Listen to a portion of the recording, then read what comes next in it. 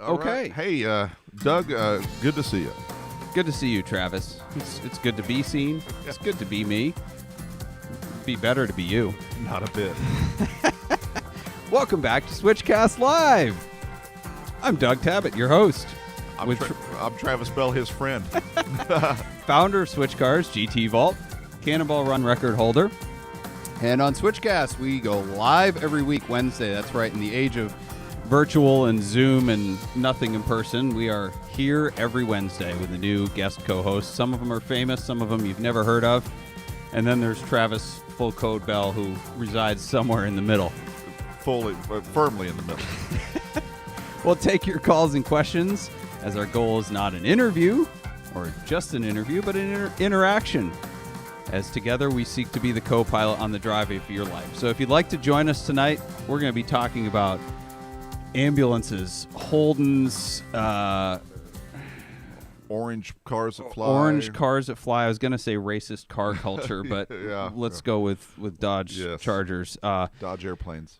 Dodge airplanes. License plates. We're going to be talking about a lot of stuff. I'm on your clock, and it's the weather's beautiful here, so I'm ready to have a big time. Great. So if you'd like to call in and join us live, you can call 216-294-4124, or you can interact with us by posting in the flow of wherever you're watching live, YouTube or Facebook. So we'll have some fun interaction later with license plate competitions and things like that. But we're going to get started with learning about Travis. So Travis Bell is somewhat famous VinWiki storyteller, not as famous as Mark Spence. Absolutely. Oh, come on. I'll never get there. I mean, legendary DJ in 80s party circles. So I could fit in at one of your parties. Well, like I told you, I said I know we're friends, and we just have known of each other for years. We've become better friends over the years, but my gosh, I really would have killed to DJ your wedding, but it looks like you had a big time anyhow. So. Yeah, we did 80s outfits, actually. I don't know if you saw the photos. I was a big fan of Arnie's outfits. Oh, gosh. There was nothing left for the imagination. Nope. And he pulled it off well. He did. I'm not going to talk about pulling off anything with those shorts. Oh, gosh.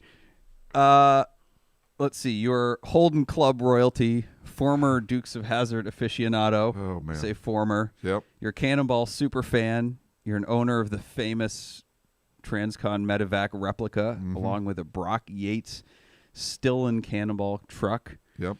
And you are, of course, owner of Celebrity Machines, is a proud sponsor of SwitchCast. Oh, wait, no, that's not the commercial yet. I'm sorry. You own Celebrity Machines, which makes license plates. Yes. Yeah. How? I'm going to ask the question. Go ahead. I hate when people ask me. Go ahead. How in the world did you get into that? That's not even my question. That was one of our callers' questions. So a lot of people wonder, they're like, license plate company. Like, really? Like, who? So what we deal with is celebrity car license plates. So everything that would ever appear on screen, from the Dukes of Hazzard to Ghostbusters to Breaking Bad to movies that aren't out yet, a lot of these places need that license plate.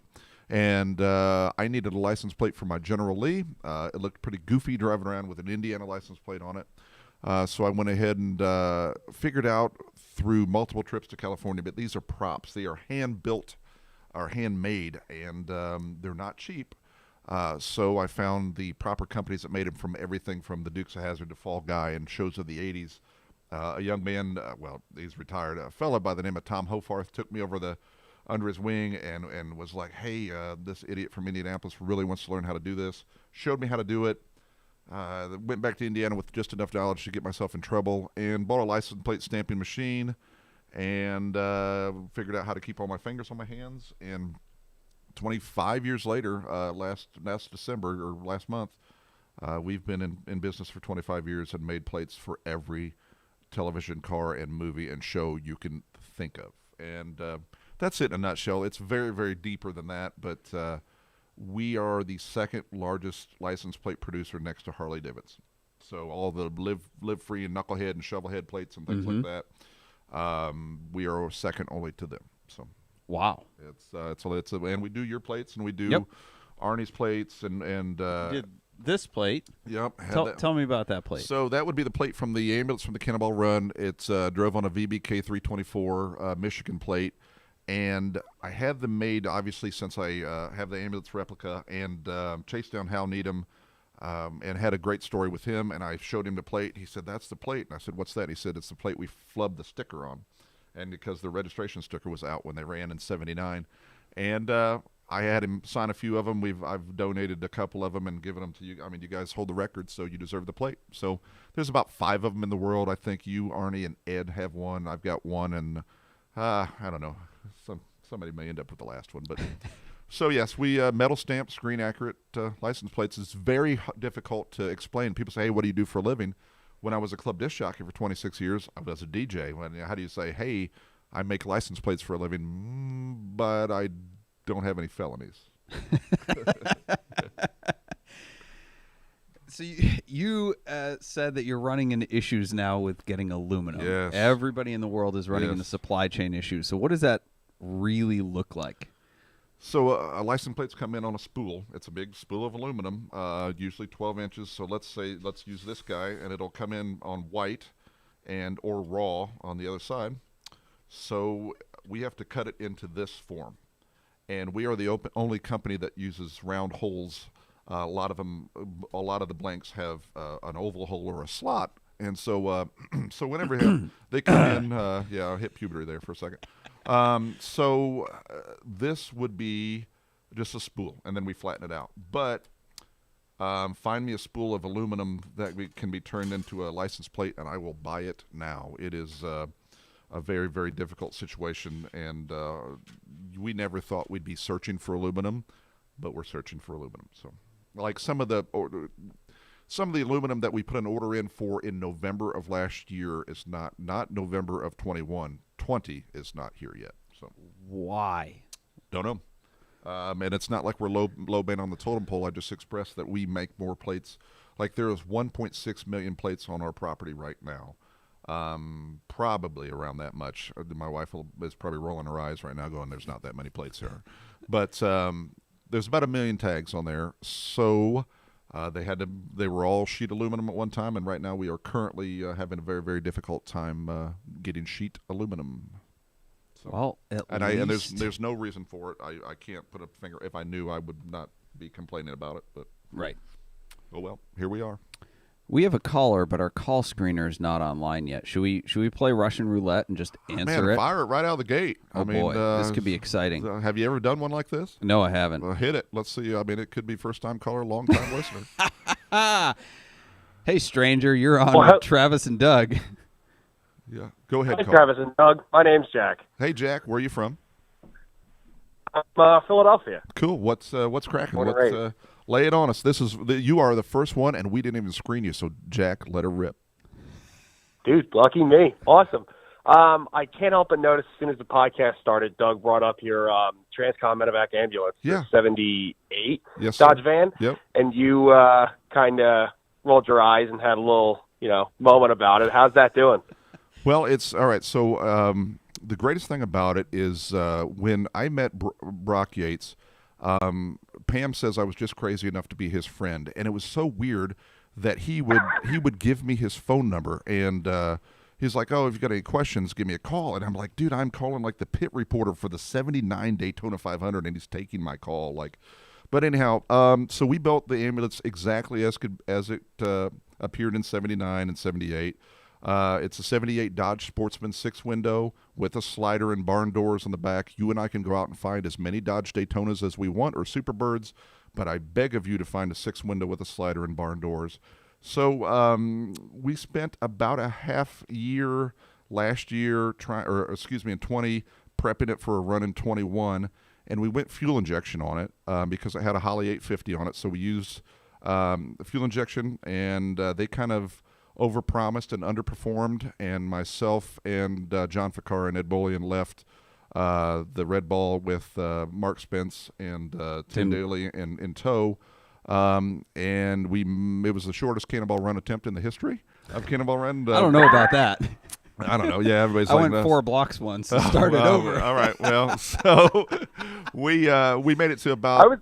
Go ahead. We made it to about the 400-mile mark into Pennsylvania, and we had a fuel pump issue with the modern fuel injection. So now all is well. Holly has come on board. Thank you, Holly. And we are sending it down to Jared. She's a lovely lady. Big fan of her. We're sending it down to Jared Pink from Tavares' channel on Wrench Every Day. And Jared is going to remove the current fuel injection and update it to Holly with the tank or the pump in the tank. So it will return. It's just not real sure when. All right, dude. Thank you very much for the update. Yep. And I remember you saying it was, or you just said it was the shortest Cannonball attempt ever. Doug, was the attempt at Ultra Beige when you yard sailed the transmission? Was that shorter or longer? No, that one made it to Indiana, actually. Everything breaks down in Indiana, or for Doug, everything breaks down in Colorado. Yeah. Twice in Colorado. Yep. Or on East 31st Street. That happened too. I mean, when they did the last C2C Express, I woke up the next morning and had 4 broken down cars at my house. So everybody's like, we're either going coast to coast or to Travis's. So we're used to it. But hey, thanks for the call, and thank you, Jack. It was first one right out of the gate. Yeah, good. Absolutely. Thank you guys. Have a good night. You too. I feel like for the non-Cannonball nerds, even though it should be, I guess, requisite knowledge for anybody who's even seen the movie Cannonball Run. First off, Hal Needham ran in the 79 Cannonball with Brock Yates. Brock Yates created the Cannonball, and Hal wanted to make a movie, so in order to make it as realistic as possible and understand what was going on, he went on the 79 Cannonball with Brock, and they went in the Transcon Medivac, which was a highly modified Dodge Sportsman. Yep, 78 Dodge Sportsman. That was their first problem. As we've all learned, modified cars are not great for Cannonball. Right. But so Travis has built over how many years? So my son is 16, and I've had the ambulance for 19 years now. Okay. So a long, expensive build. He's built a perfect replica of the van. And the van never made it across country. They broke down in Arizona. In the Palm Desert. They made it to California. Okay, they made it to where Pee Wee so Herman's, close. Yeah, where Pee Wee Herman's Big Adventure, where the brontosauruses is. That's where it conked out. So they finished on a flatbed. That's right. And you are trying to redeem that. Out to right the world's wrongs. Right. And when I told Hal and Brock that I was going to build it exactly like they built it, and Hal Needham said, "Why would you want to do that?" And so I have found out the reasons why that it broke down, because the same things that they ran into, we ran into. So every time we attempt to modernize the van and make it more user friendly, we're so close. It's third time's a charm, or I'm going to push it off a cliff. Well, there's an event for that too in Alaska, so you could probably do that. Are we doing that this year? I don't know. All right. Well, I talked to Ben Wilson. He said we are, but I guess if everybody gets vaccinated, very right? Yeah. On to the next question. Right. Trying to get a cannonballer vaccinated is about as easy as trying to get them to go the speed limit, right? Well, my form of breaking the law may be different than your form. Or my understanding of the law may be different than yours. Right. Yeah. I think we were talking about, okay, so for those that don't know, the inside joke here about pushing cars off a cliff is there is a July 4th event in Alaska where people literally do that. They launch cars off of a cliff and have fireworks, and it's a big shindig. It's kind of like Maine-style partying. It's like a big gravel pit. Well, for you guys from Maine. So, and the Cannonball group has been planning to buy junkers in California-ish and drive them north to Alaska and then push them off a cliff. Well, and I was supposed to co-drive with Ed Bullion, and he got that AMG Mercedes or whatever it is S55 that he just used in Car Trek, and he called me and he was like, "Hey, can you get an R500 Mercedes van, which is like the worst of the worst, right?" Yep. And he ended up with that thing, and then he just used it on Car Trek, and I think he's actually sold it, but it just sat Those around. are highly sought after now. Well, it sat around at his place for so long, and we actually, what did we do? We Avalon Kinged one half of the thing, so we were just going to and see, but we were supposed to race from Reno, Nevada to Anchorage, and we're still waiting for that to happen. But Yeah, Well, we planned it in 2019. and then the world went a little bananas. Yes. So that is anyway. So the organizer of this, Ben Charlie Safarli, Yeah. who we love dearly, Yes, he's a terrific is stuck in New Zealand Yep. for the same reasons, but he is considering doing some sort of similar event in the lower 48, which I would greatly prefer because I don't have to take 10 days Well, yeah. out of my life to go drive a terrible car.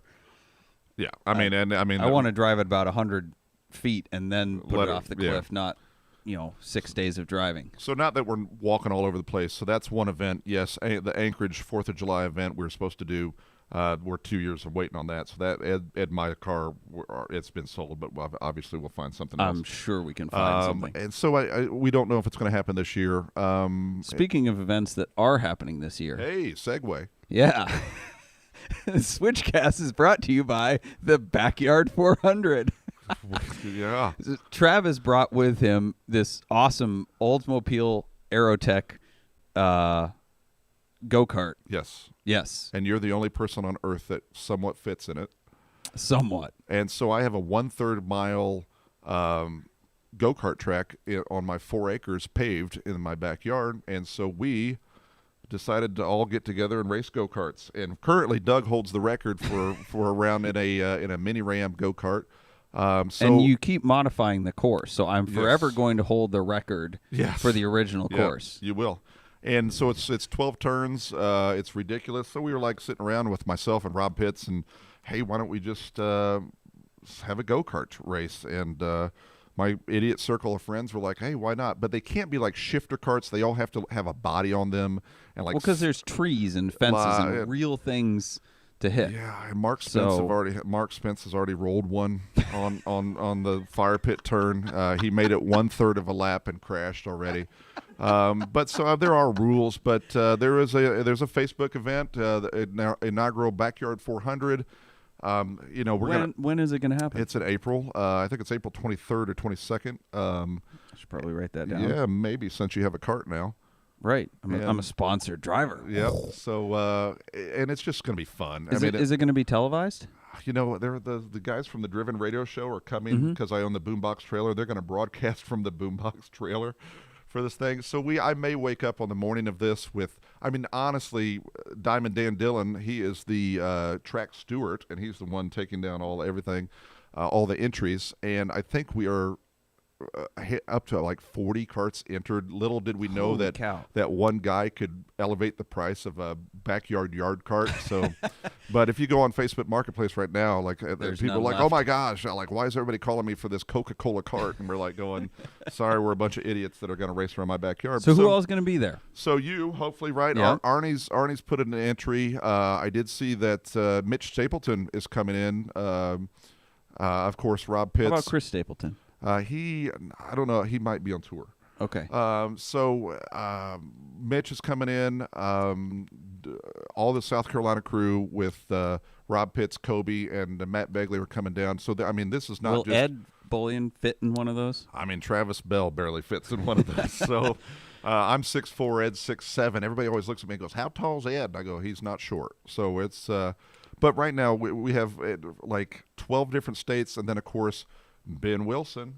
He's coming? He's coming What? from New Zealand. Breaking news. He will For real? For real. He said, if you get me a cart, so you're racing out of the Bell Motorsports camp. This is awesome. So is Mark Spence, I think, driving the Widowmaker, and I am. Spence is not making any what widows. is so bizarre, and what's bad about being me is I get motion sick on a swing set. Like I'm that guy, and yet I am hosting a go-kart race in my own backyard. So are you not driving? I might, but I might announce it too. I know it's hard telling. But needless to say, there's a lot of people that are coming in. I'm going to wake up that morning, and there'll probably be 400 people in my backyard. But you're all welcome because we have a lot of fun. And plenty of room. We have 5 acres, and it's. Should I give out your neighbor's address right now? Yeah, it's they're big fans. They have a fence because fences make the best neighbors. Travis has a large fence. Yeah. So needless to has- say, it's going to be a big time. So there's a lot of people coming from all over the Gotcha. place, and Just, there's rules and helmets and engine sizes, things, but it's not shifter carts. Everybody kind of has to look like a Shriner. You have to have a body on your cart. So it's going to be fun. It's just a good way to waste a Saturday. I think I already have my racing outfit here. Oh, yeah. My sponsors. Sponsored. A brand confused here, but I've you got have sponsors. the most aerodynamic, and you'll have to, if you post that picture on your Instagram, where you look incredibly stiff sitting in the cart, but not by choice. The modifications are on the way. They're on the way. So I actually, if you want to broadcast it, video. Sure. We have a great live streaming company. And who's that? Boxcast, which is a proud sponsor of SwitchCast. Boxcast does not offer more than 250 different screen-accurate license plates. Well, that would be Boxcast is a live streaming company based right here in Cleveland, Ohio, and they serve broadcasters and viewers around the world. So if you're looking to live stream your Backyard 400 or podcast or church service or other event, wedding, Boxcast is a great, easy, flexible platform. So what you're telling me is that if Mark Spence has his leg on backwards from going into turn 13, because there's not a 13th turn, that we could broadcast that live on Boxcast? It would be broadcast live. Arnie and my 2725 Cannonball was live. Oh, all right. I'm sold. Via Boxcast. No, Oh, yeah. Next question. Okay. Well, Travis, you should visit switchcars.com/Boxcast to get your free trial. Free trial. So visit on April 20th. Get signed up. So that we can broadcast on the 22nd. Yes. Free. Yeah. And you can have it be a pay-per-view thing. So if you want to make some money. It's all right. Celebrity Machines Charity. needs a tax write-off. Charity. All right. Devin from Indy is on the line with us. Devin what's your question? Devin. Devin, whichever. Travis, how you doing? Hey, having the best day of my life. How are you? I'm doing all right. I had a question for you, actually. I don't know if you guys are following up on what Harbor Freight is doing. They're actually phasing out the 6.5. Oh, no, not the 6.5 Predator engine. Let's not advertise this. Can we? What? We got to all run and go get them before. Yes. So, Yeah. what the displacement maximum at the Backyard 400, Devin, is? 6.5. Yes, and the greatest. It's a 6.5 rated horsepower. Yes. But there's no maximum displacement, I don't think. That's right, 6.5 horse. I would have to read the rules again. No, you're good. So 6.5 horse. Breaking news coming to you from Davin in Indianapolis. For those of you that are going to modify your go-kart that's sitting right in front of us, that we may have to go get on the express a 6.5 horse Predator engine for yours. And yesterday. Yeah, the new one they're bringing out is a 224 cc rated at 6.6.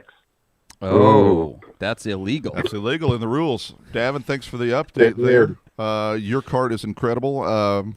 He has been out practicing on the course also. He has. Yes. That's not fair. Well, you hold the record. I'm going to use that as an excuse when I lose. Yes, all right. I'm working on my excuses now. I've got lots of them. Yep. I think Doug only holds the record because my laps weren't timed. Excuses. Yes, everyone has excuses. Yeah, everybody's got them. Well, mine were at night and before curbing. Yes. And before Mark Spence's turn. It was wet. I'll say, sure. Yes, it was damp. Yes. Sure. Davin, I hope everything's awesome in Indianapolis. Thanks for calling, sir. All right, thank you. Good hearing from you. Take care. Uh-oh. We have somebody else from Indy. Tony from Indy. He must want to talk to me. Go ahead. Yeah. Tony, you're on the line with Doug and also Travis. Hey, Doug. Travis, long-time listener, first-time caller here in Indianapolis. Tony Tolbert, BFF of Travis Bell, 20-year friendship with this man. Lives down the street. I'm so sorry. No, Are you the neighbor that's on the other side of the fence? No. Those neighbors start working. No. Hey, Tony, what are we missing? Now, tell Doug. See, Doug is a entrepreneur right here in beautiful Twinsburg, and some of the higher-end cars. Tony just sold a vehicle, and he's in the market for a car, Doug. Yeah. Yes. Yep. What kind of car? Anything I'll sell you one right now. Yeah, well. He went and looked at a gray Marquis yesterday. Oh, boy. Big fan. Yeah. All right, Tony, what do you got Yeah. for us? Hey, I just wanted to call and say thanks for being a friend. And Doug, you run a great show, and I really appreciate what you do for the community. And we really appreciate you taking Travis Bell out of the Indianapolis area for the day. A lot of us have been productive as a result. So what a call and thank you for that. Great. But anyway, just enjoy the show and enjoy Travis as a friend. And he kind of like gave us all $100 to call into the show. So. Man, come on. Are you going to send some of that to me for taking him out of Indy? Yes. It's My PayPal address is switchcarsbilling@gmail.com. Yes. All right, Tony. Hey, glad you got some work done today. I've been in charge of Mark Spence for the last 2 hours, so I'll put him back on you later tomorrow. Okay, we appreciate you, Travis. Thanks, Tony. Thanks Have for a the good night, kind guys. words. Yep. All right. Hi. Hi. The first caller out of the gate was awesome. We did a roulette on that. Yeah. So I kind of, I don't know if I want to ask this or not. Go ahead. You don't have to answer it. All right. Going back to the Transcon Medivac. Go hit. That's been a difficult journey for you. Tough. You've spent over 6 figures on that thing. All day. You didn't plan to spend that much starting out. Not a bit. This may be poking the bear, and maybe we should just drop this. But recently, Mr. Fred Ashmore ran a Hawaiian Tropic car, Chevy Laguna, across country, Darien to Portofino as part of the Musketball event. Sure. Very cool car. Yeah. Owned by Ben Charlie Safari Wilson. Yep. Okay. Yep. And after he ran, he posted online quite a bit about taking the first movie correct Cannonball car to complete a cross-country run and some other stuff about built, not bought. Sure. And so for me, how did that make you feel? I mean, I just, there are people that are big fans of themselves. And Fred likes himself a lot. And I really kind of never had an issue. And I'm not trying to walk all the way around it because I've kind of been pissed off too. But when we broke down, and we are a fraternity of lunatics, and we are super camaraderie. Like, I couldn't pick you out of 2 people 3 years ago, but we're friends because of this stupid hobby we're in. And shenanigans but brought it's us together. when it comes down to look at me, look at me, look at me, look at me, look at me, look at me, look at me. That's not the fraternity of lunatics that we're in. Okay, but so to open this up to a Sure. broader topic, Go in ahead. the automotive world in general, the sentiment of built not bought is kind of a poke of Yes. the average car guy, white collar car, or whatever, blue collar car guy, I got my collars wrong,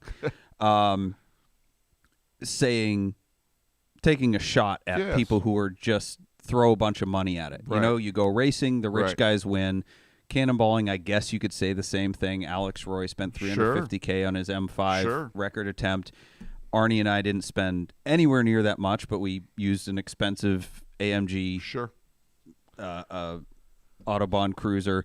And then you have the kind of concept of, well, because I did it on a budget, or I'm the average guy, or I don't have that kind of money, I'm a better car guy. No. And there's this division. So if you're talking about a car that I've had, my ambulance I've had for 19 years, and no one built it, and Travis Bell went. It was a maroon and silver van that I had to fly to Atlanta and buy. Started with a 360 engine, and we Travis Bell was involved to pull a motor out of a Winnebago to match what they used, and the transmission to match what they used. So.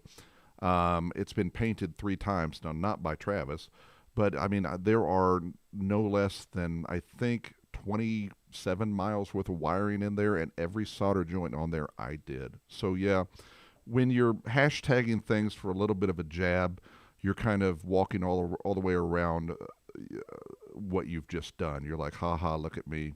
When we did break down in April, or in March to April last year, Fred took it upon himself to post, "I told you so." And Fred called me about 3 months ago and said, "Hey, Travis, do we have any beef?" And, I was like, "Hey, bro, the only thing that effing pissed me off," I said, is you told me so. And I said, if you knew so much, then why didn't you tell me before I left? So, okay, not to that's come to Fred's defense in that. Yeah. There's no excuse for posting that. However, sure. I've been guilty of this too, and I've had people do this to me. Yeah. I may be the worst offender of knowing something, Yes. not being a good enough friend to say it, or wanting to walk on eggshells, not wanting to cause controversy or a stir Right. by telling somebody while you're doing something wrong, this is not going to work, whatever. Sure.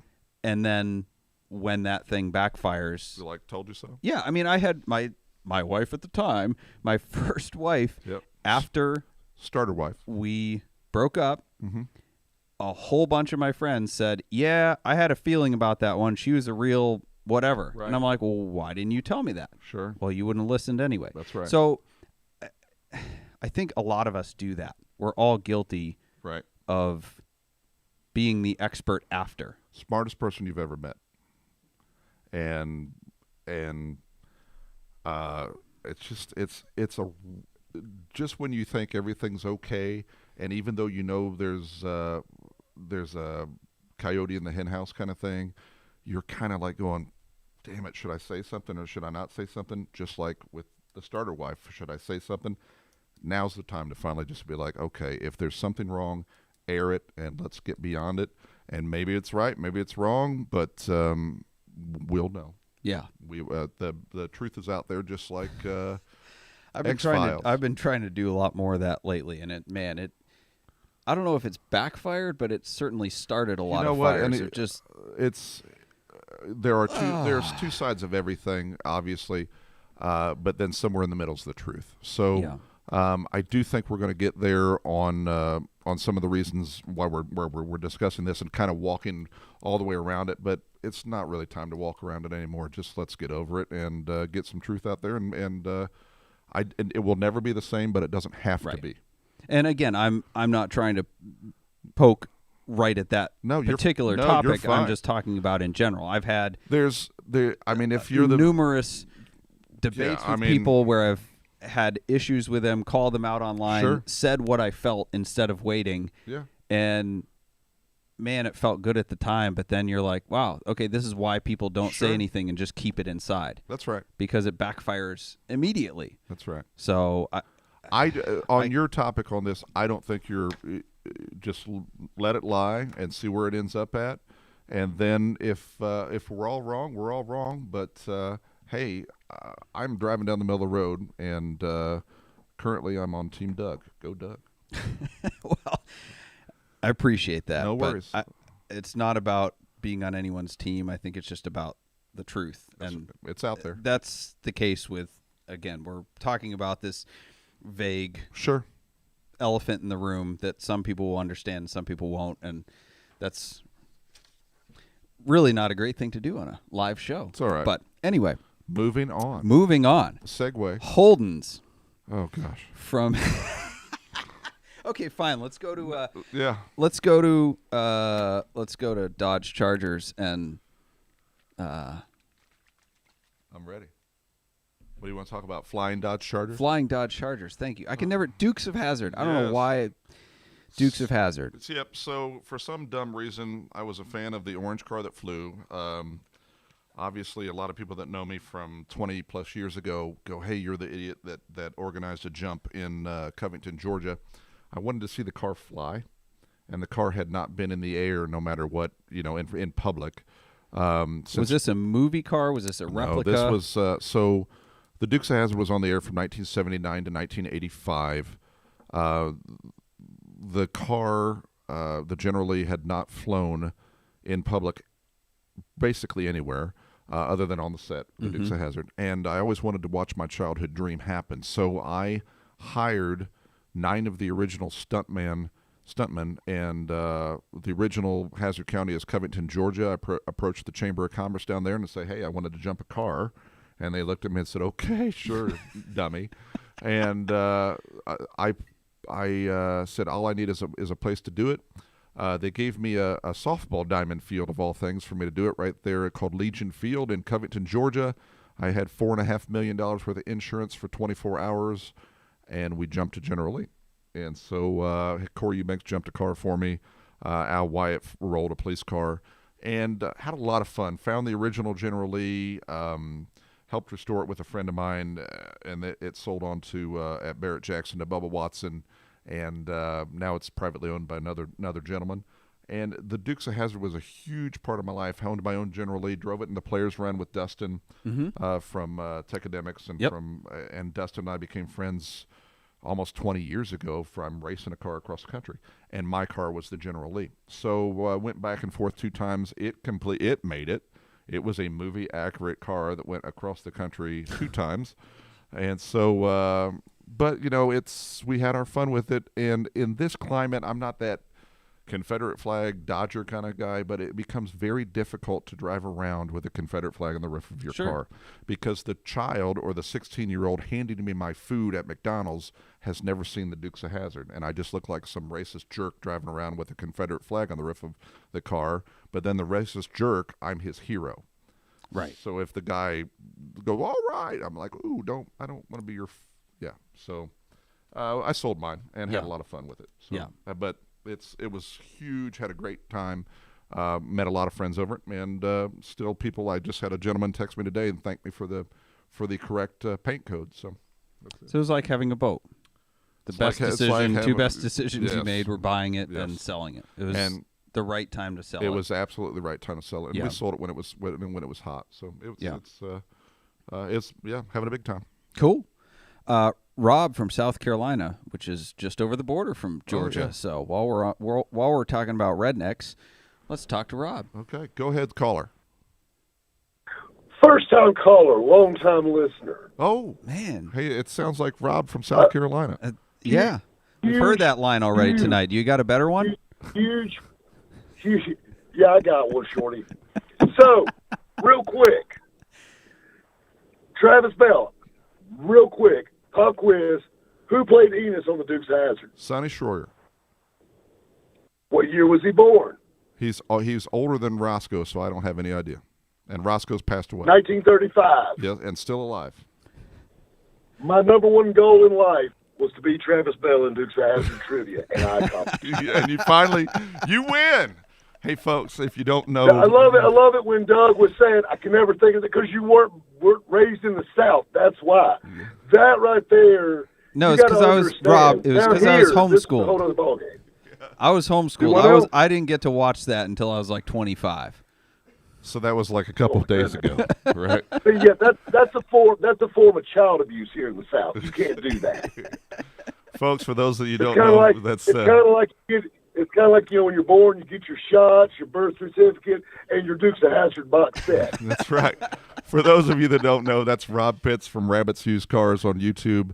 Rob was in town for PRI, Performance Racing Industry, over in December, and had a big time. He took a spin around the city in my Dodge truck, and he will not admit to it, but took a couple of my friends out on the town and had a big time. Classy Chassis? No, that place is. Rob and I drove past it. It's been renamed. Closed, actually. Yeah. That was a bit of. It made me sad.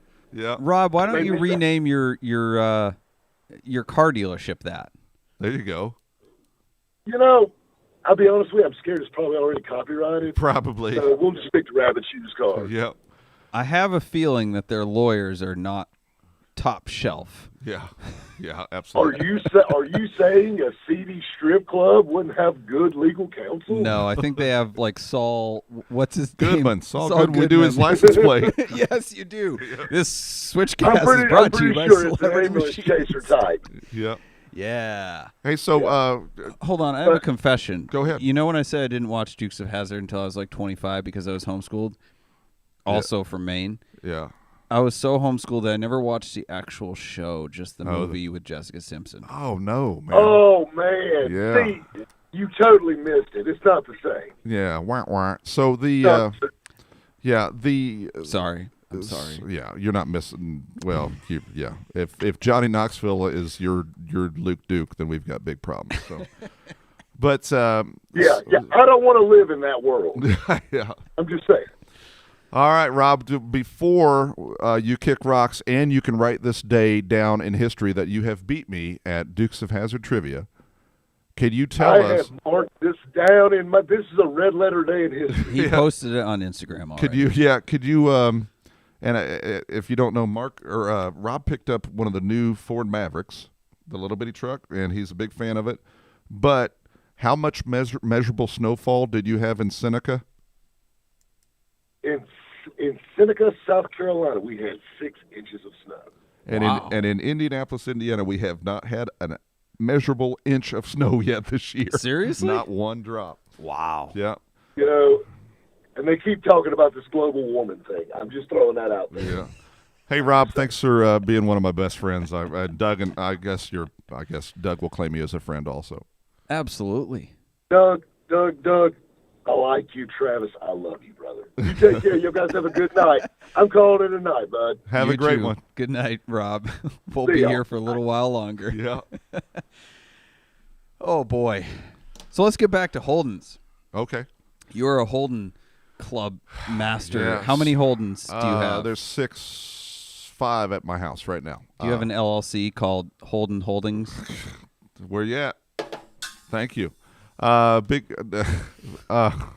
No. So for those of you who have You're holding them tight. no idea what a Holden is, it's a General Motors product built in Australia. So it is just if you and I bought and of course they went out of business in 17, or at least roughly went out of business in 17.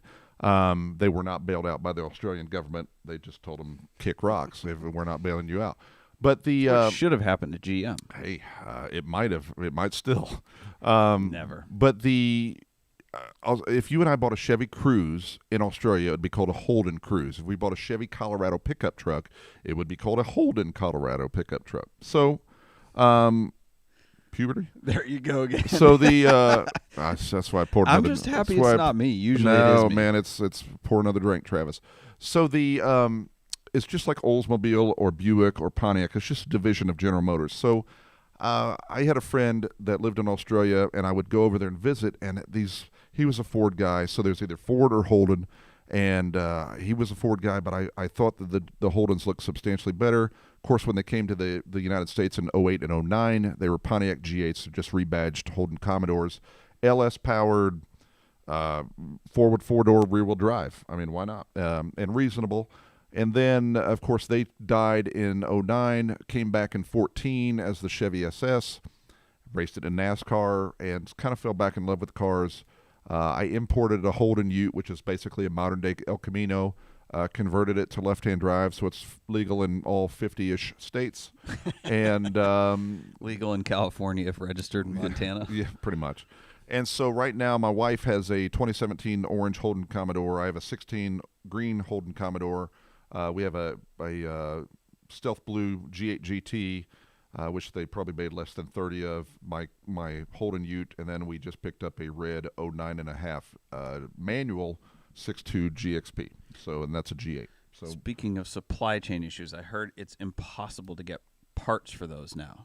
So my G8, the GXP that we just picked up had a light hit, lightest of light. 2 neighbors backed out and met each other. So the rear of a pickup truck met the front driver's corner of this red G8 GXP manual car owned by a 69-year-old man. And he's like, no big deal. It's a door and a fender, and he broke the knuckle. And State Farm totaled it at 23,000 miles for a car that they built about, 1,500 of. Because they couldn't get because parts. they couldn't get a knuckle for Yep. it. And so I went down there, made a deal on it, did all his paperwork, and put a knuckle on it. And it's at the body shop now getting the door and the fender repaired, and that's all it is. But yes. So where are you finding parts? So my knuckle was a used knuckle, and everything else was available. So it was everything else is a dealer item or a Rock Auto or wherever. It's not very impossible. But that knuckle, no dealer had it in the country. Just a simple, the V6 fits it. Anything fits it. So just State Farm. It was an easier write-off for State Farm than it was to repair this very, very rare car. So we saved it, and it'll be back. It's unmodified and unmolested. You've saved a couple, right? Because your wife's car got hit hard, too. I called you on a couple things before, especially even the purple one. But my wife was driving home, and I was in Tennessee, and you get the call you never want to get, and he's like, "Hey, your wife's been in a car accident." And I was like, "Holy crap!" But I didn't get the call. My wife calling, cussing, saying this, whatever. And some guy decided to do a John Force burnout about a block from our house and run right down the side of her 2017 Commodore. And I drove all the way back home, and we're talking airbag deployment, curtain bag deployment, and everything. And I looked at her and I said, "Babe," I said, "this thing is totaled. Like, it has 7,000 miles and it's gone." And she looked at me and said, "If you can build that Holden Ute over there, so you can fix my car." So her license plate used to say last V8 because Mad Max's license plate said last V8, and that's an Australian car. Instead of Holden on the back, it says held on because she held on to her car. So you and me like custom license plates, saying that's what she did. Good segue. Hey, folks. Little early, but we are going to get to some license plate discussion and maybe a giveaway. And yeah. But first, we're going to go back to the phones. Yeah. Kyle from St. Louis. Hi, Kyle. You're on with Doug and Travis. Travis, Doug, how are you guys doing tonight? Having the best day of my life. Hey, excellent. Doug, it's Kyle from St. Louis. Hi, Kyle. Go Hello, for it. Doug. I got a question here for you, Travis. Go ahead, sir. People out there are wondering about the giveaway for your go-kart race. Oh, yes. Need more info on that. Hey, so Doug, do you actually know what the giveaway prize is? No, I don't. All right, hand to God.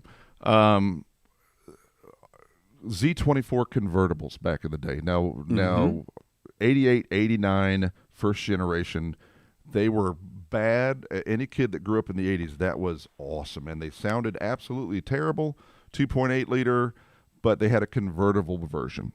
So I've spent the last 2 months looking for a Z24 convertible. So if you win, Doug, my backyard 400 go-kart race, you win a 1989 Z24 awesome. Convertible, one owner.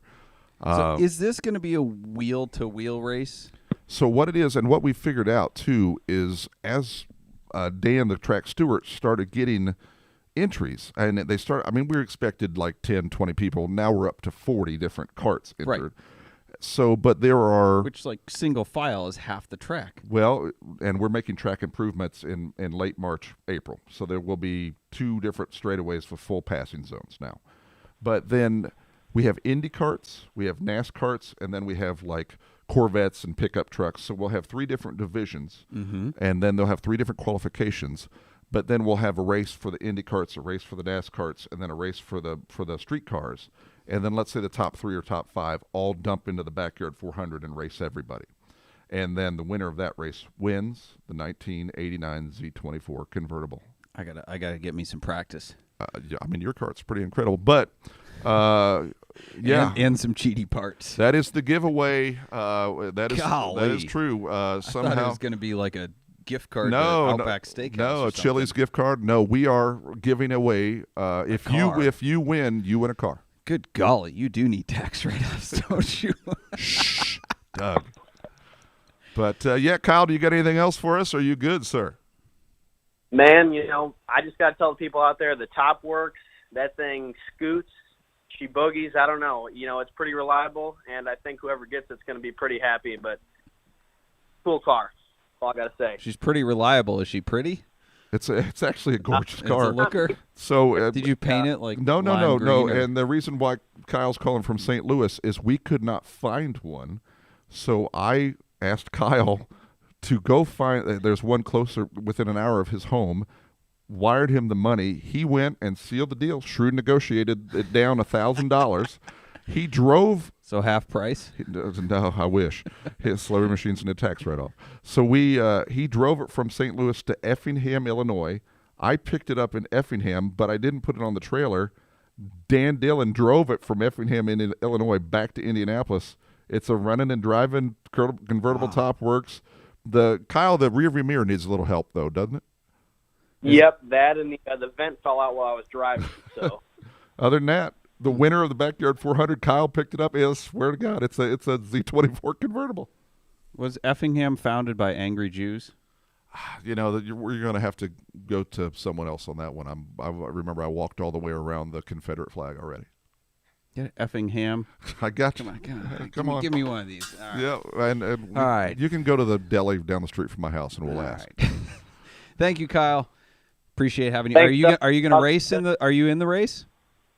Yeah, well, I'm picking a card up this week, and I'm keeping that under the table here. I haven't told anyone about that one yet, but I'll be there. It's all right. Kyle, all right. thanks, man. I appreciate your friendship. You're terrific. Yeah. See you, buddy. Hate you still. Bye. He hates me still. Yeah. Oh man. Yeah. I mean, if you don't have any enemies, Make some. Yeah, might as well. Say some stuff online. Yeah, just everybody likes Doug. Just watch the VinWiki mean comments. Golly. No, don't. Yep. I think people are auditioning now for VinWiki mean tweets. Did you see the one about Ambi and Doug? Yes. I mean, that guy's trying. And so what we did, too, is when we were all down there in June, we kind of just sat around at Ed's place, and I looked at everybody, and I said, what was the worst thing you've ever seen online? And you're like, oh, boy, hang on a second. But, like, Christopher Michaels had some terrific ones, and so I was like, hey, man, just like mean tweets. Or I said, and it was not easy going through, like, every comment, but Doug just had to watch one video, and everybody hates him. So. Oh, gosh. Yep. Yeah. Well, the best thing is that most recent comment that Ed said over those Ambi and Doug, and I don't know, I put you to sleep, whatever. It was on my top 10, like literally the title of the video is Doug's top 10 videos. And I'm like, if you don't like me, yeah. Pro tip, don't go to the top 10. No. Yeah. Yeah. Oh, we have an in-studio question from Mr. Mark Spence himself. Oh, yeah. Yeah. A big We fan love of Mark. these. Big fan of Mark Spence.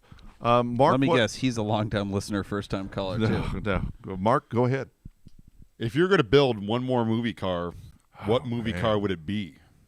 And good one, huh? Yeah, that's a great one. So I have had a kit from Knight Rider doing all the gizmos and everything, lights and LEDs. Had multiple orange cars. God, I had one of the Eclipses. It was a replica, but it was a dead money Eclipse from Fast and Furious, and that was 10, 15 years ago, and I wish I would have hung on to that the way those things are going now. Sam Hard's made so much money off the Fast and Furious. It's absolutely ridiculous. I don't really know if there's anything, and I was never a really big Eleanor fan, and there's nothing that's Herbie the Love Bug makes my skin crawl, but the A-Team van's not bad because you can use it for more than just whatever. But it's been done a lot. Yeah, as cliche as it is, I like the ones that are more difficult. So the Ecto one from Ghostbusters, even though it's a land yacht, it's humongous. It is one of the most difficult Cadillacs to find, and even the windshields now are getting extremely impossible to find. So I'd probably revert to a screen accurate Ecto one, and or the one from Ghostbusters Afterlife. That's the rusty plate that we do at Celebrity Machines at celebritymachines.com. Use discount code SwitchCast for a 25.39% discount at checkout. Sure. And then, so it's probably Ecto 1 for me. Do you have a movie? I mean, I know you grew up in Maine, and you were a very sheltered life, and you weren't allowed to do anything for all the years that you were homeschooled. But they had TV, and then there was a thing where everybody would go to a building, and then they would show it on a bigger TV? Well, I think Mr. Rogers walked, so... He did. It was a beautiful day in his neighborhood. So he walked everywhere. So I'm just going to get his sneakers. But he had puppets and King Friday, and that's a little deep. So, all right. King Friday the 13th. Yep. Yes. X Big P on Instagram says, knowing how much you, Travis, love the Holden VE-VF series, do you have any desire to own the earlier models such as the VY, VZ? Yeah. So, the Holden Monaro is a GTO over here. Mm-hmm. I like the way they are. They do make a 4-door Ute that is a Monaro based, and it is a very, very neat, like a crewman or a clubman. I can't remember whether, but anyhow, the earlier ones are cool. But I mean, even the G8 now is so dated, and it's a Commodore. No Bluetooth. They didn't get satellite radio in them until 2009. and they didn't have satellite radio down there till 0809. So if you buy a 08 G8, it has no satellite radio. I feel like satellite radio is dated now. It's is that at still this a point, thing? no. It just kind of goes by. There's no GPS, no satellite, no Bluetooth, no everything. And then when you get into the 1617 Commodore, it has everything. So I had, even though I'm a Holden guy, I had a 73 Ford Falcon XB GT, which is basically a Mad Max car. And they had a John Goss special, and I had a John Goss brought over. And it was a cool, unmolested car. But, money talks. So that one walked too. But older Holdens, not anymore. I've got an old ambulance that costs way too much. I don't want any more. I don't. Old cars. And then, of course, we're rebuilding Brock's truck, so that's another whole nother thing. So. Oh, yeah. Yep. Yeah. He also asked, what are your thoughts? He asked both of us, but this is really for you. What are your thoughts on the HSV GTSR W1? That's Holden nerd questions. Big nerd. Anything HSV costs a whole lot of money now, and not only it's like SVT for Ford, special like a SH or like the Mustang, the 4-cylinder Mustang back then. Yeah. But anyhow, SVO? The SVO Mustang. Anything like the Ford Lightning and everything, that was the SVT series. The HSV, if it starts with that and says Maloo after it or whatever, just start, especially in this market, just put another 0 on it. Yeah. So I love them, but Speaking of Holdens, yeah, kind of an obvious segue there because we are talking about Holdens. Sure. I saw for sale once. I didn't know this existed, but when I was looking for Cannonball cars before I met Arnie, I thought that a Chevy SS or a G8 GXP or something along those lines would make a really good Cannonball car because you can make it look like a cop car. It was comfortable, is fast, et cetera, et cetera. But with big American cars, you typically don't have enough brakes, enough suspension for that type of abuse. But apparently they made like a Corvette Z06 version of the Chevy SS. Yes. And I saw one for sale, not a real one, but a clone that somebody had taken an SS and making an Australian Z06. Yes. I don't know what they call it over there, but it had the Z06 brakes and the LS7 and all that. Yes.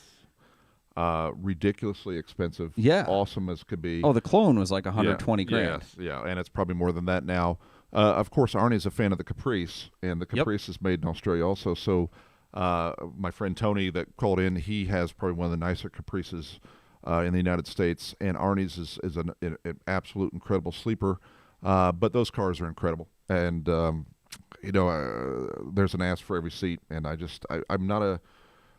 I don't like it's like for you, it's like Doug can count the amount of Porsches he likes, and then there's some that are kind of foul balls for you, right? Yeah. And some of the older Holdens for me are kind of just, whatever. So, but yes, incredible cars, craftsmanship we didn't get in the United States, but they're awesome. So yeah. What were from Ace? What were the challenges of getting your Holdens into the U.S.? Oh, that's a good question. And I did see. Cletus McFarland or Garrett Mitchell has a burnout Camaro that he calls Toast, and he wadded it up not by his own due. He had a kind of a brake failure on it, and then he always his obsession with burnouts started with cars from Australia. So he just posted another video, kind of a gag video about Flex Seal and a head gasket. But if you see them testing the Blazer that has a head gasket, Flex Seal for a head gasket on it, in the background there is a white shell of a Holden Ute. Oh. So breaking news, he will be doing a Holden Ute. For me, it's not against the law for me to rebuild my car because I used a Pontiac G8 GT to rebuild my Ute body that I brought into the United States. So I left everything in Australia. I didn't need the doors, the windshield, anything from the hood forward I didn't need because it's all interchangeable with the Pontiac G8 or the Chevy SS. It matters what year you're doing.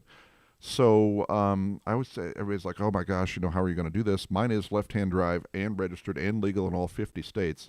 I had a clean title G8 GT. It met my body from Australia. And so it's not against the law to rebuild my car. I just rebuilt it as a truck. And so didn't touch any VINs. It all carried over, and retitled mine from a 4S, which is a 4-door sedan, to a TK truck, and it is titled and legal as a 2009 Holden Ute, and it's not as hard as they say. So I left everything in Australia that I didn't need, and I brought the body only, the shell, into the United States because everything is interchangeable. Right. The people that because bringing an actual car over would be far more complicated. People that and bring illegal. Skylines in and everything are kind of bending it until it breaks a little bit. But the Holden market right now is super hot. Like, you can't even buy one down there cheap. So, and they've been on a very healthy lockdown, as Ben knows, and things like that. So, yep. But nothing that was, out of the ordinary. It was in a container, out of a container, rebuilt, and back on 4 wheels within 2 months. So there you go. Justin from KY is on the line. Wants to ask us a Cannonball question. Justin, how's it going? Doing well. Thank you guys for taking the call. For sure. So I have been introduced and bitten by the idea of a Cannonball Run. I'm sorry. Are you married? So my question, I am, and I would like to stay that way. Yeah, well, you better ask the CEO of your life first if you're engaged. Right. So maybe that's a good segue to the question. Go ahead. Does a bandit run make more sense as a first-time adventure? Do you want to take that one, Doug, or you want me to jump on it first? I want to hear what you say, Mr. Pennsylvania. Who, me? Breakdown in Pennsylvania? So the original Bandit Run, that's not the Southern Classic one, the one that's put on by Restore Muscle Car, Dave Hall is an incredible guy, and he has been doing the Bandit Run for years. But what it is, it's a rally.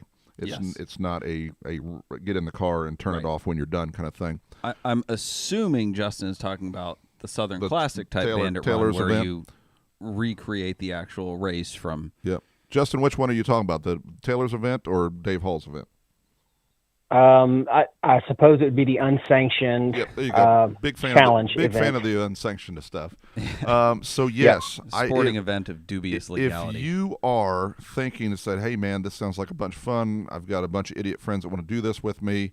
The CEO of my life is not going to divorce me for running in whatever vehicle fits the bill." Yes, and Taylor's event is incredible. It's starting to gain more traction. And it's not no holds barred. The amount of planning to go from Atlanta to Texarkana, Texas, and back is substantially minimal compared to. But it's a good get your feet wet. And you've done it before, Doug. Yep. Yes, I hold the fastest time, although it's not official because I was in the outlaw class. Whatever. I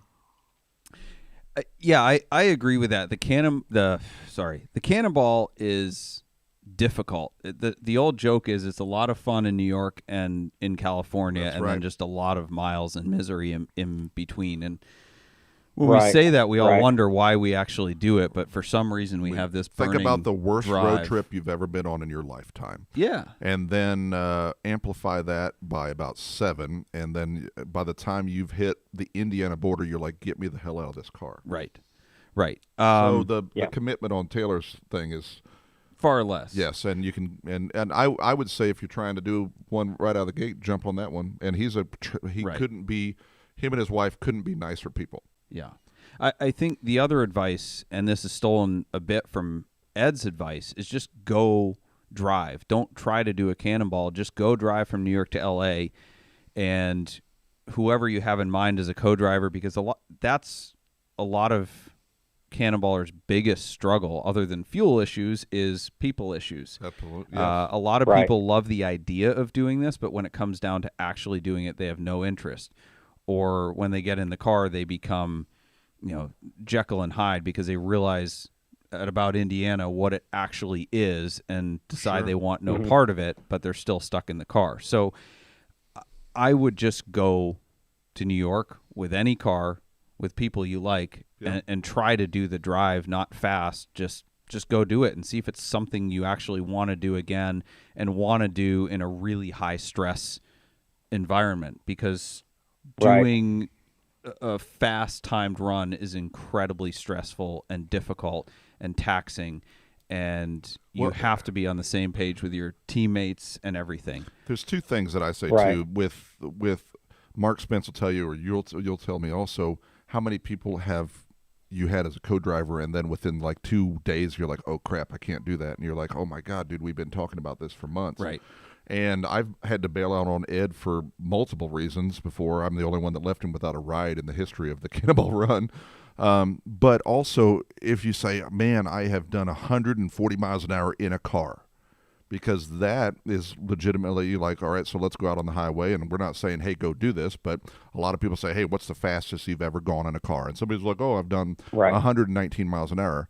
Okay, go do that for 20 hours. Right. Not go, and then you're there and you're like, whoa, that was fun. Just put the foot down and you know, it's very, very, very, very stressful. Yeah. So and the backing up from there, I don't know your experience level, but the paramount importance, that is not a correct grammatical phrase. That's well said.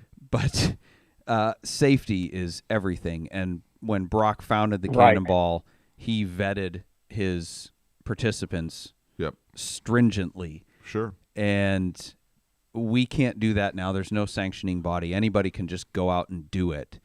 But those of us who have some kind of influence try to, by our driving and by, you know, the advice we give to people, do it in a manner that's safe. And most of us have extensive driver training. Other than just, you know, anybody can go out and go 150 miles an hour on the highway. Sure. Anybody. Yep. But to be able to handle what might go wrong or anticipate those types of things is a whole nother ball game.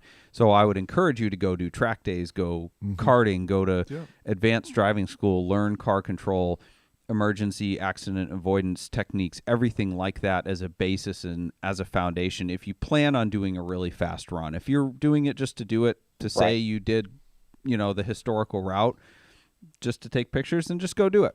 Which is not bad, too, because, I mean, when the ambulance finally completes, it will not be a fantastic time at all, by any stretch of the imagination. And when Doug and Arnie did their time, I ran scout for you across Indiana, and I left 42 miles ahead of you, and you caught up to me at the Illinois border. So, but my driver experience and your driver experience is substantially different than Doug and Arnie's. So the joy of seeing the United States out of the windshield of any car is freaking awesome. So it doesn't matter if you're doing 2 million miles an hour or 55. Just do it safe and have a great time, and you're making memories with your friends. And I think that goes back to the why of why you're doing it. If you're doing it just because you love the history of it and you want to complete it in tribute to Brock Yates, then that informs how you're going to do it and what car you're going to use and how fast you're going to go.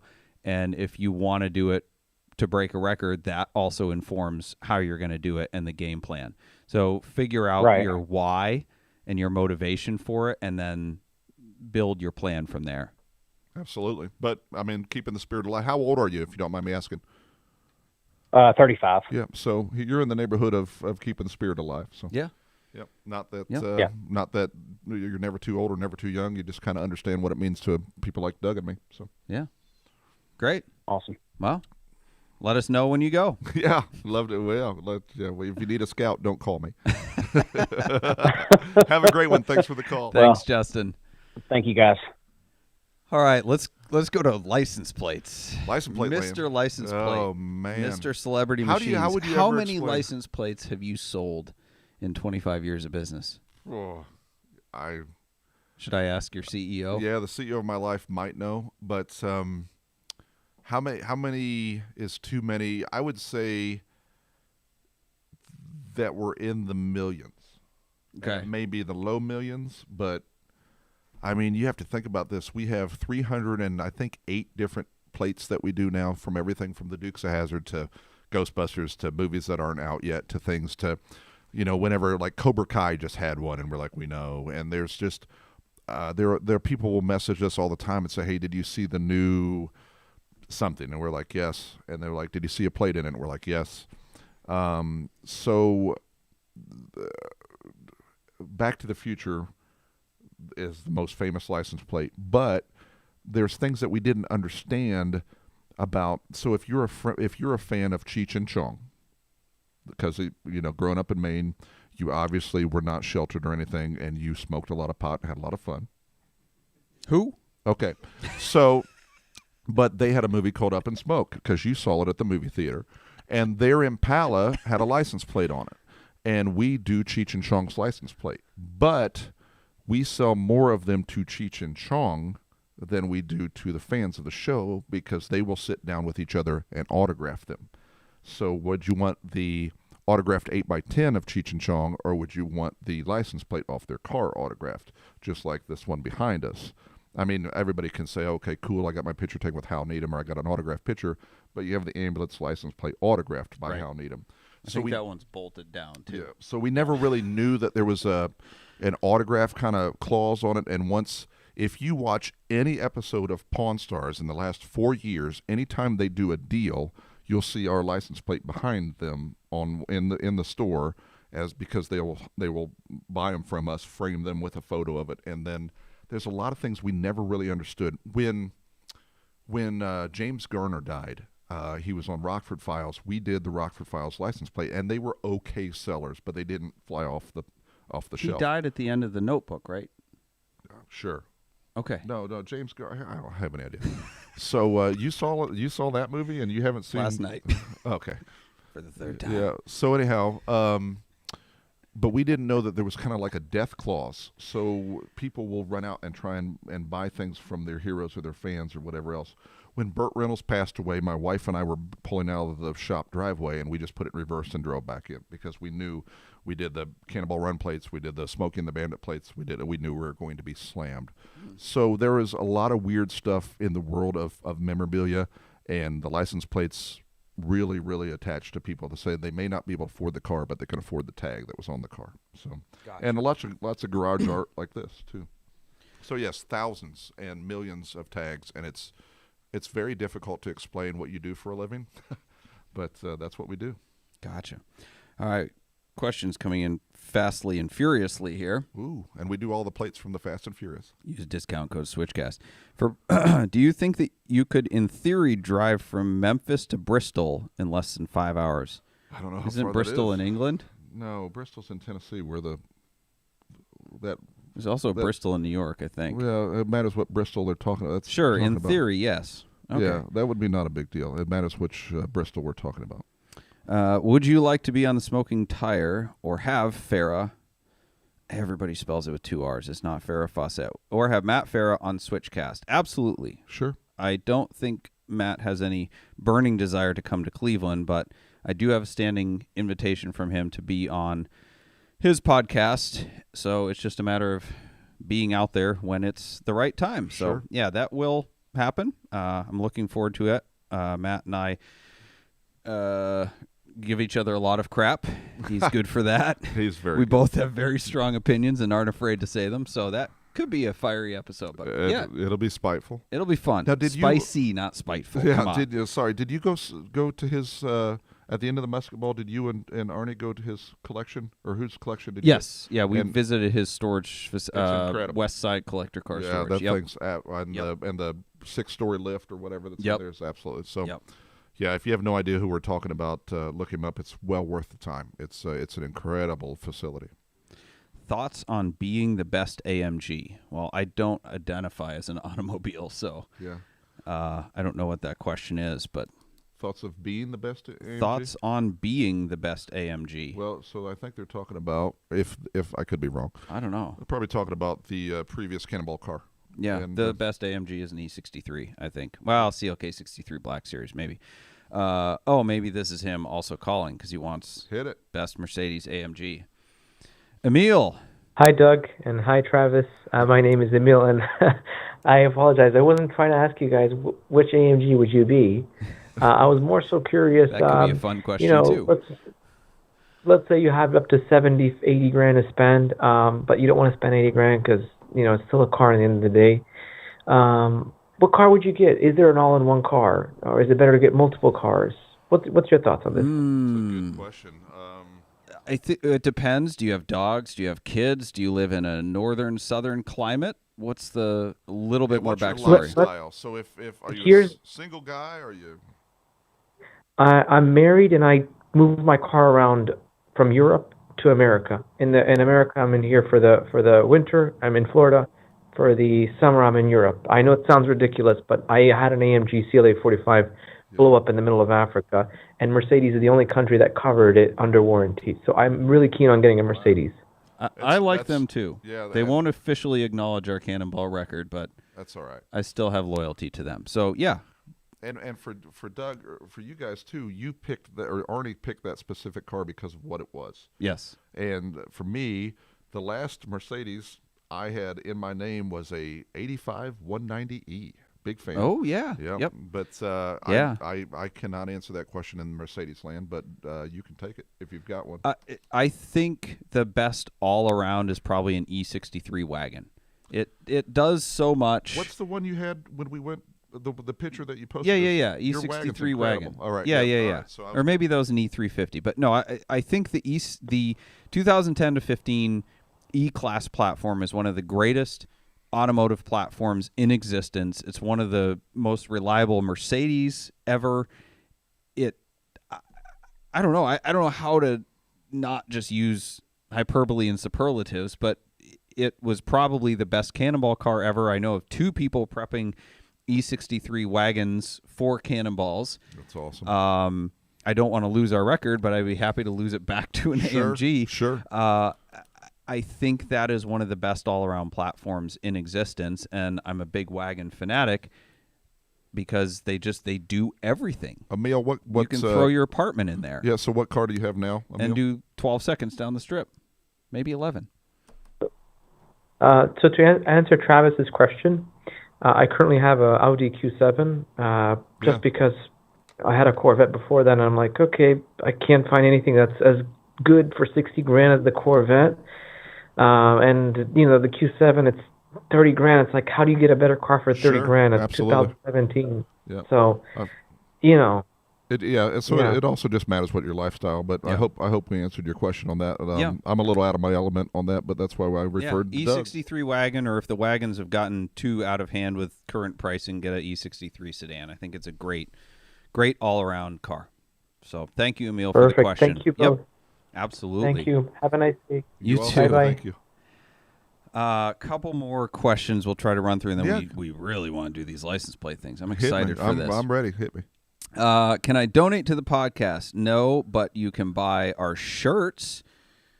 Shop SwitchCars.com. You can buy any of our merchandise.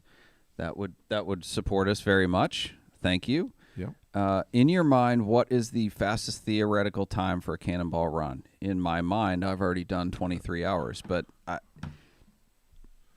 our record can't be beat. 25:39 is the fastest possible. It's never going to happen any faster. Don't even try. Yeah. I saw a white blur go past me once, and it was fast. So I think 24 hours is achievable, or in the 24. I think it's going to be very difficult under current traffic and construction conditions. Yep. I think 23 would have been achievable at the perfect time in the golden weekend, the golden week of COVID. Yep. If Arnie and I if the E63 had not been wrecked, if Arnie and I had gone out with that car at that time, I think we would have been sub 24. I don't think sub 24 is possible under normal circumstances, but I think sub 25 probably is if literally everything goes right and you have a death wish. Yeah, because you just have to drive we talk about so that too. fast. You cannot go out. You cannot go out thinking nothing's going to happen and we're just going to pound on it and run from every cop. It's not a movie. Right. It takes a lot of planning. So. Right. Yeah. So in theory, but good luck. That's a long road to go down. Okay, license plates. Yep. License plates. License plates. Shut off the calls here so we can actually focus on license plates. Thanks for that little. That was awesome. Okay. Somebody, while I'm segueing, Travis, any update on the Brock Gates truck? You want to talk about that a little bit? Yeah, so Brock Gates truck, for those of you who don't know, Brock Gates had a 1991 Stillen built OBS truck, as Rob Pitts would say, old body style. It was is an extra cab, but a short bed dually, which still to this day, even though everybody thinks they did, Chevrolet never built that truck. If you had a dually, it was a long bed, and it was usually a 3500. Long story short, still hanging out on the property.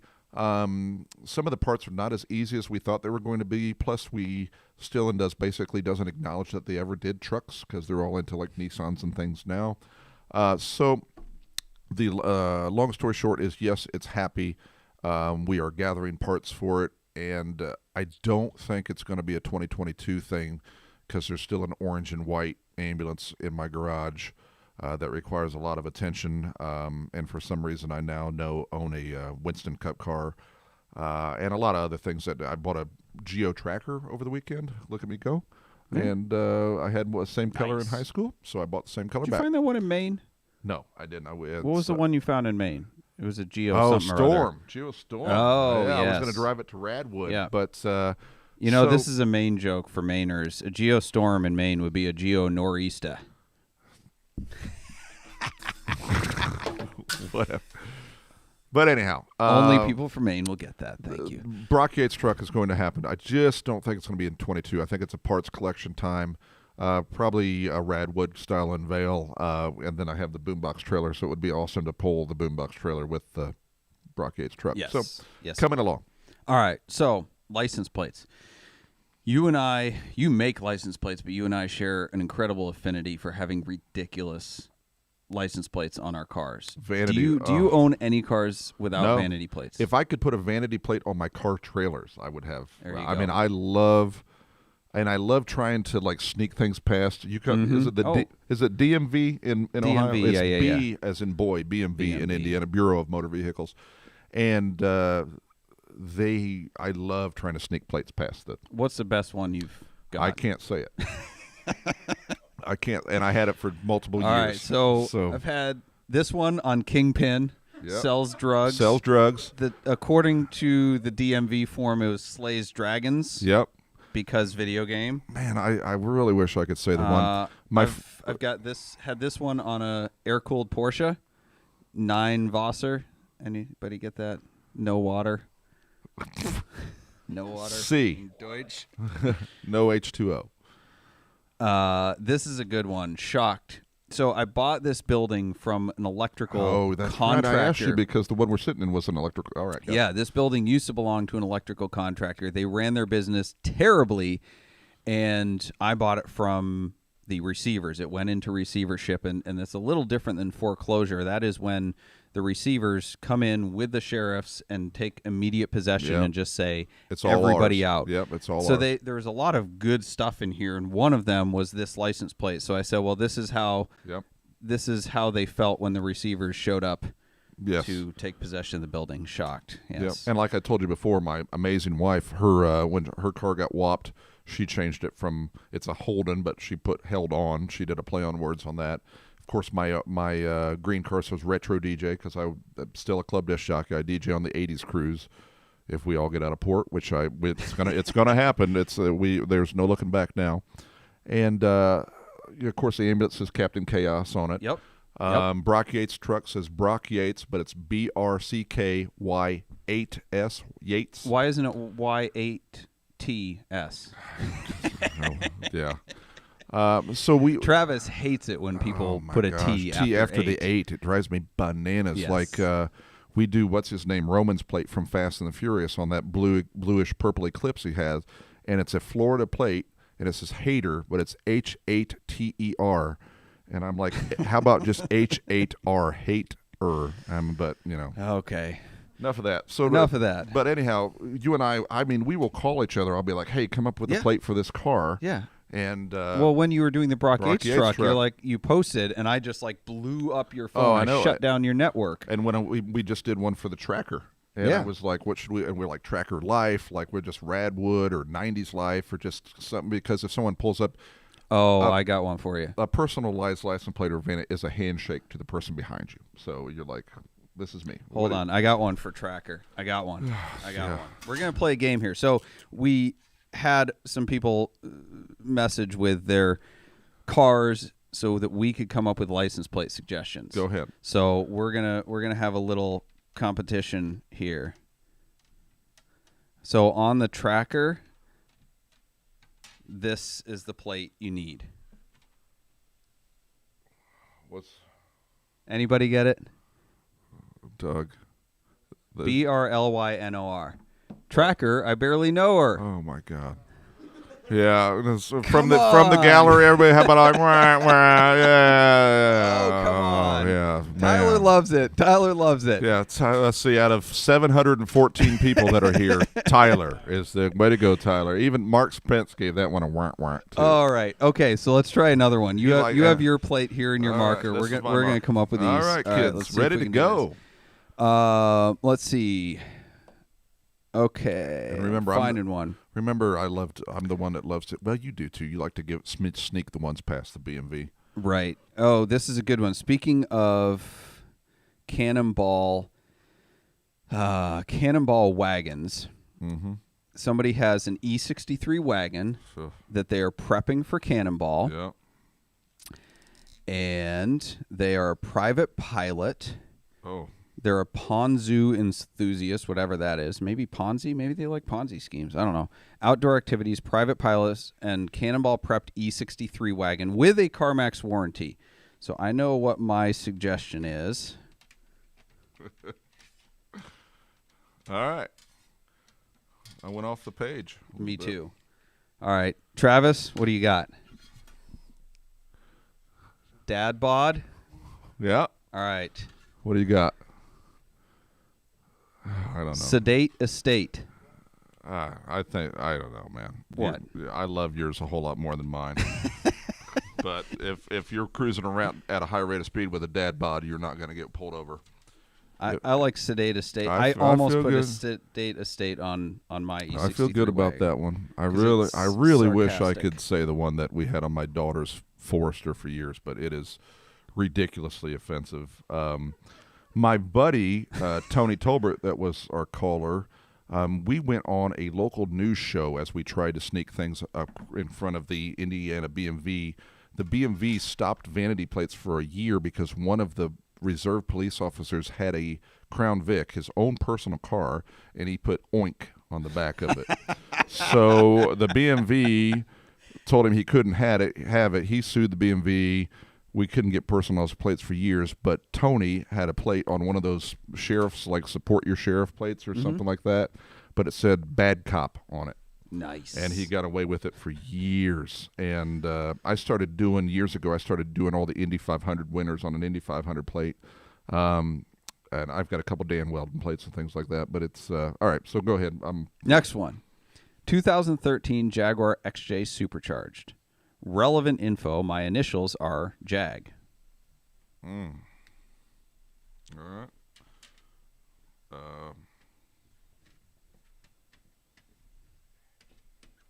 Oh man, somebody just said it. What? Mark Spence just ruined my life. Oh, I like yours. Okay, I like yours better. Yeah, and all right. What's yours? I got. I like yours better. Jag off. Bad kitty. Bad kitty.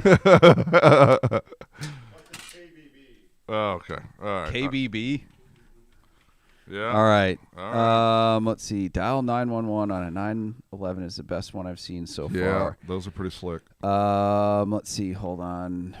It's weird what people are into too. Like. Okay, this one stumped me. 2004 Lexus Ls430. He's got a plate on it that says flagship because he couldn't think of anything better. I'm struggling with that one too. Jeez Louise. Maybe we'll come back to that maybe one. Maybe it's time to sell the LS and get something. All right. 1992 Caprice wagon. Oh, yeah. Light blue in color. Okay. From Turkey Day till after New Year's Day, it has a lit Christmas tree on top. He also left the retired plate on the front bumper that the previous owner put on it. Don't look at me. Oh, okay. I felt like there was an obvious.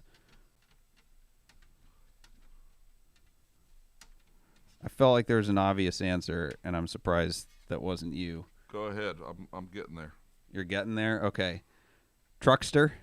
Yeah. It's not creative, but that's the obvious answer. Mine was Wagon Queen. Wagon Queen? Because it's called the Wagon Queen family truckster. Ah, okay. Look at me go. Along the same lines. Yeah, that's an obvious. Let's see. Anything for the Lexus? Sell it. I know. I got one. All right.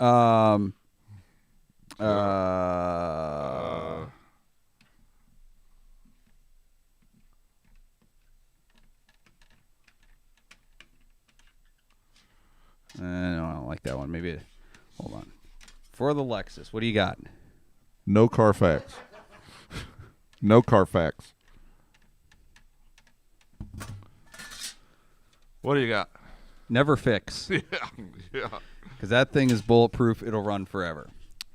Somebody has Switch for their like Cayman or lower spec 911. Switch plate or Porsche, like POOR, like making fun of it. Yeah, but you will see, you're king of all the awesome Porsche plates, and you're like, one thing that I do see a lot of, and noticing like I can watch personalized plates go down the road at 100 miles an hour. Ed Bullion has some of the greatest ones, like on the car we're going to throw off the cliffs at Cliff Dive on it. Mm-hmm. But a lot, and you'll see this, the Tesla owners, everything they have is like thanks Elon or whatever. It says I hate the Tesla plates. I'm not going to lie. They're all stupid. Every single, breaking news, every Tesla plate is stupid. Yes. Okay. This just in. Okay, Hunter Boyles is the guy's name. Hunter Boyles has a blue Jeep Wrangler. He's a youth pastor, and he likes anything outdoors. Hunter Boyles.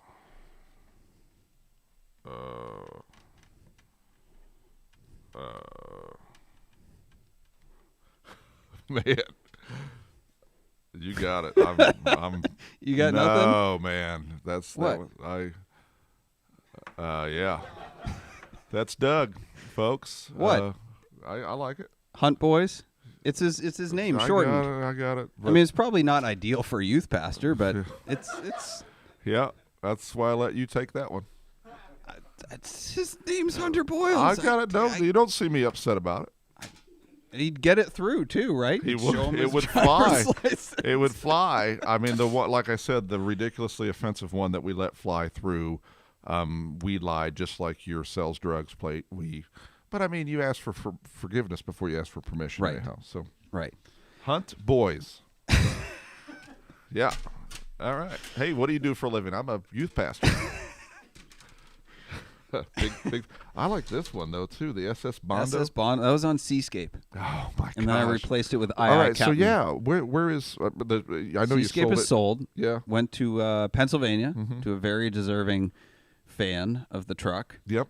Paradox. This was the plate that was on it when I got it, which that truck definitely is. Was a an Paradox. extreme Paradox.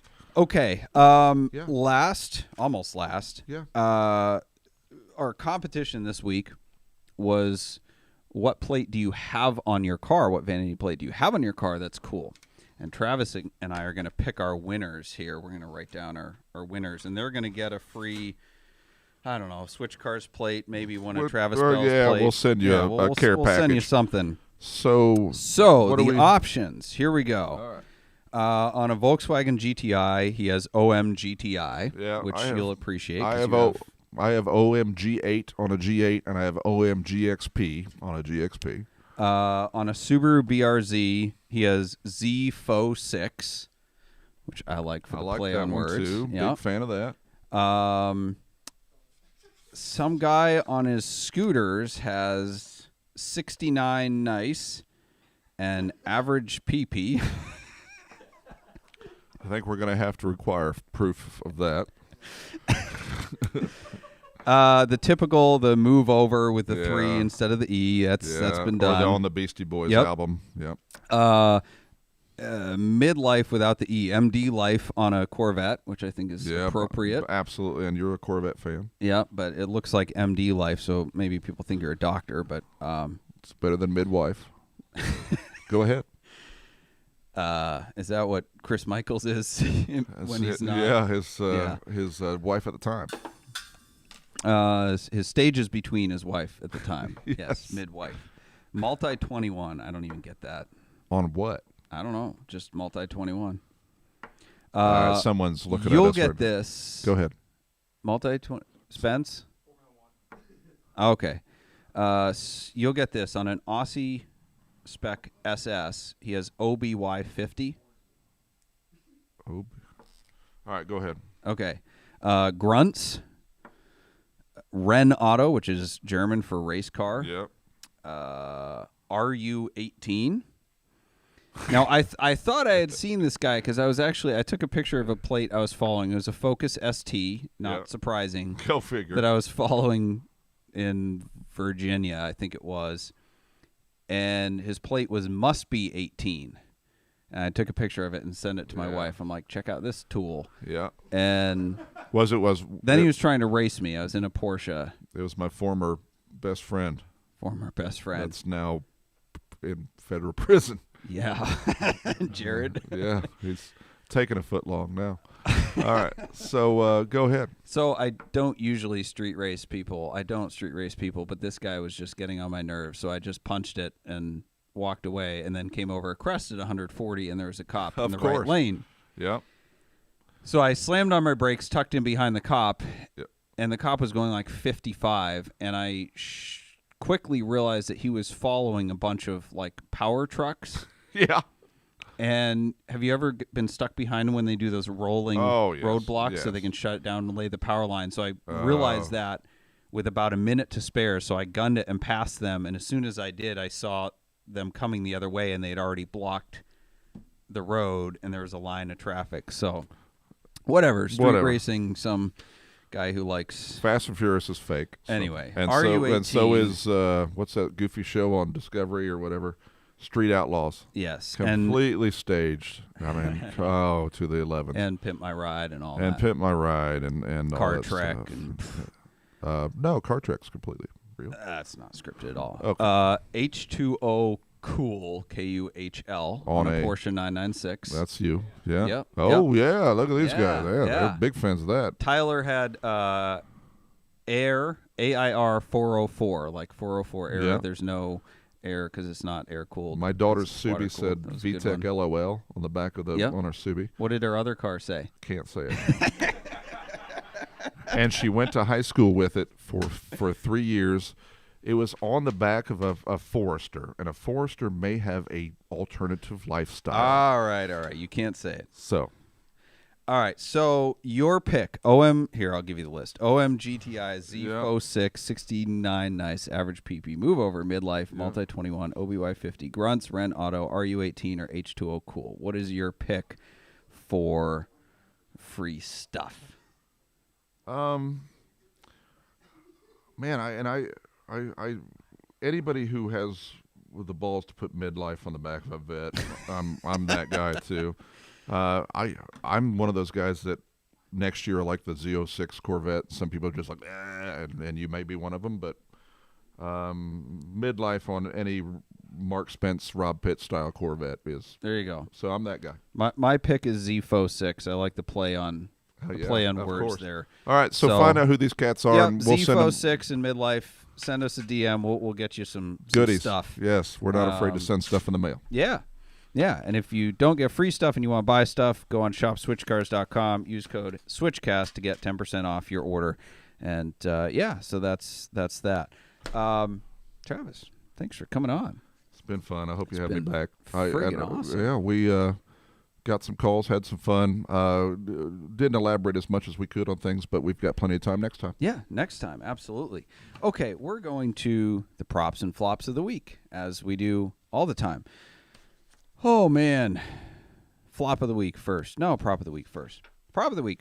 Ford dealers sent out a memo about the new Lightning because I guess dealers were requiring extra money, additional deposits to confirm orders. I saw that. And Ford did not like that at all. So they sent out a memo to their dealers reminding them of their correct business practices and how to properly interact with clients. Because Ford dealers were basically doing this to hope that the buyers backed out so that then they could sell them for exorbitant markups. Sure, absolutely. Okay, I can't really say anything against that, pot calling the kettle black, but I have to give Ford props for actually coming down on their dealers to make sure that they honored contractual binding agreements with their customers. Absolutely. Because Porsche did the opposite of that to me. They threatened dealers with their franchises if they sold me a car. So they were threatening dealers to pull their franchise if they honored a legally binding contract.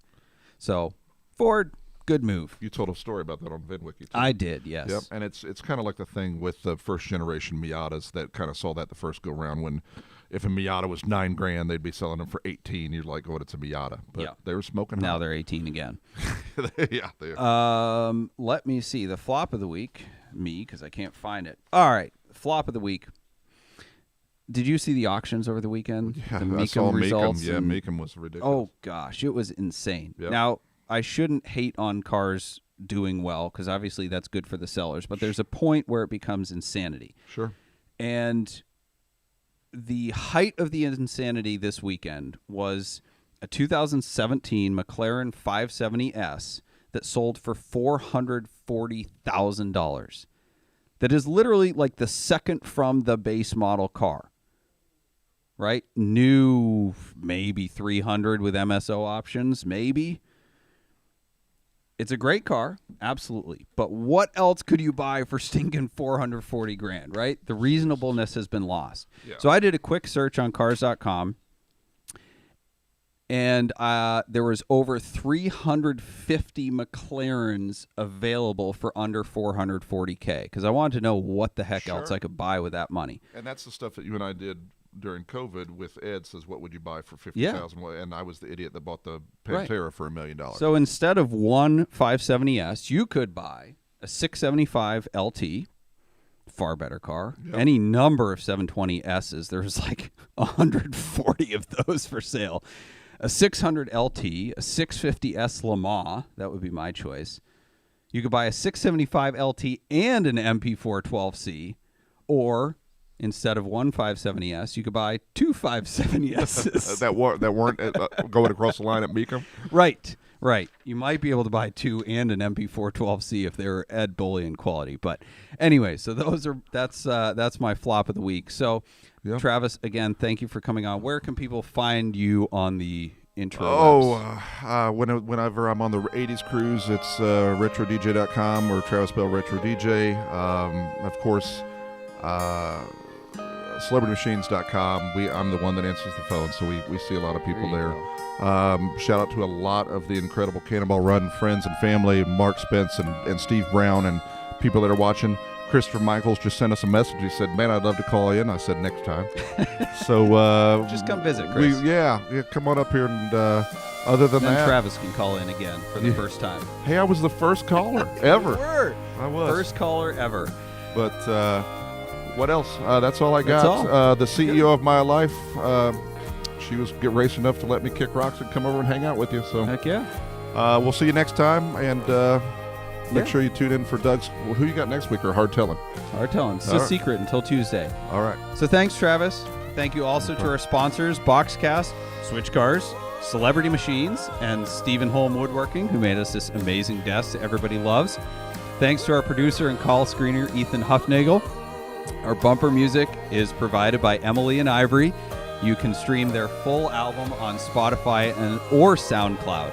This episode will be available Friday in audio format wherever you listen to podcasts. Thank you for listening. We'll see you next Wednesday at 8 p.m., and we'll look forward to answering your automotive questions to help you on the drive of your